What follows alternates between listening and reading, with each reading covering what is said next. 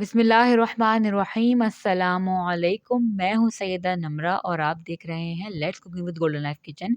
यहाँ पे मैं आपके साथ शेयर कर रही हूँ मछली की ज़बरदस्त सी चटपटी सी रेसिपी। एक बार इस रेसिपी को ट्राई करेंगे तो आप बाहर से मछली खाना या बाहर से मछली लेके आना पसंद नहीं करेंगे, क्योंकि ये इतनी एक्यूरेट रेसिपी है और इतनी मज़ेदार रेसिपी है। इसको आप ज़रूर देखिएगा आखिर तक। मछली की बहुत सारी रेसिपीज़ आपने देखी भी होंगी और ट्राई भी करी होंगी, लेकिन इस रेसिपी को ज़रूर ट्राई करिएगा, क्योंकि ये बहुत बेसिक मसालों के साथ और बहुत ऑथेंटिक और बहुत लज़ीज़ इंग्रेडिएंट्स के साथ रेडी होगी, जो कि आपको ये रेसिपी बहुत अच्छी लगेगी। तो इस रेसिपी को भी एक दफ़ा ज़रूर ट्राई करिएगा।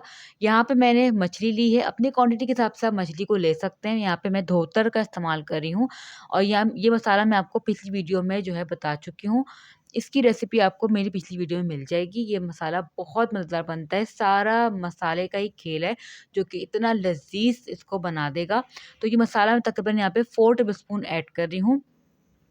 ये लास्ट वीडियो में आपके साथ शेयर कर चुकी हूँ, उस वीडियो में आपको मसाले की प्रॉपर रेसिपी आपको मिल जाएगी। ये मसाला मैंने यहाँ पे ऐड किया है, साथ ही मैं यहाँ पे 3 टेबलस्पून कॉर्नफ्लावर का इस्तेमाल कर रही हूँ। ये मसाला रेडी करने के बाद हमारा काम जो है बहुत ज़्यादा आसान हो चुका है। साथ ही मैं 1 टेबलस्पून यहाँ पे लहसुन का पेस्ट शामिल कर रही हूँ। 4 टेबलस्पून इमली का पल्प शामिल कर दिया है मैंने। इमली का पल्प ज़रूर ऐड करिएगा, इससे चटपटी सी मछली रेडी होगी। अगर आप चाहें तो लेमन जूस का इस्तेमाल भी कर सकते हैं, 2 लीमू का जूस आप निकाल के यहाँ पे शामिल कर सकते हैं। मसाले की क्वांटिटी अपने हिसाब से रख सकते हैं, मैंने यहाँ पे 4 टेबलस्पून शामिल किया है। अगर मुझे कम लगेगा तो मैं थोड़ा-सा और शामिल कर सकती हूँ यहाँ पे। नमक ऑलरेडी इस मसाले में मौजूद है, तो आपको कुछ और ऐड करने की ज़रूरत नहीं है। इस मसाले ने हमारा काम आसान कर दिया, तो इस मसाले की रेसिपी को आप ज़रूर देखिएगा। मछली पे आपने अच्छी तरीके से मसाला लगाना है। अगर आपको यहाँ पे मसाला ड्राई लग रहा हो, थोड़ा-सा पानी इसमें यहाँ पे ऐड कर सकते हैं आप, ताकि मसाला अच्छी तरीके से जो है मछली पे लग जाए। अगर आपको एक्स्ट्रा क्रिस्पी मछली चाहिए तो कॉर्नफ्लावर का इस्तेमाल भी ज़्यादा कर लें और मछली को मैरिनेट करने रख देंगे तकरीबन आधे घंटे के लिए, या कम से कम आप 15 मिनट के लिए मछली को लाज़मी मैरिनेट करें, क्योंकि अगर हम मैरिनेट नहीं करते ज़्यादा देर तक तो मछली में मसाला अंदर तक नहीं पहुँचता, मछली अंदर से फीकी निकलती है। इसके बाद मछली को मैरिनेट करने के बाद मैं इसको ऑयल गरम कर दिया था और मैंने मछली को इस तरह से फ्राई करना स्टार्ट कर दिया है। पहले एक तरफ से हम क्रिस्पी होने देंगे, उसके बाद इसको पलटेंगे।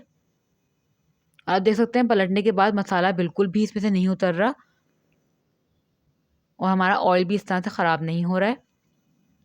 इस तरह से दोनों तरफ से क्रिस्पी करेंगे और क्रिस्पी करने के बाद इसको हम निकाल लेंगे।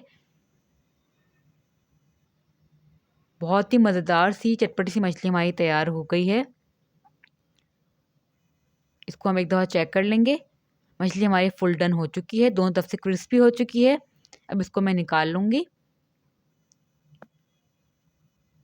दूसरी भी हम निकाल लेते हैं।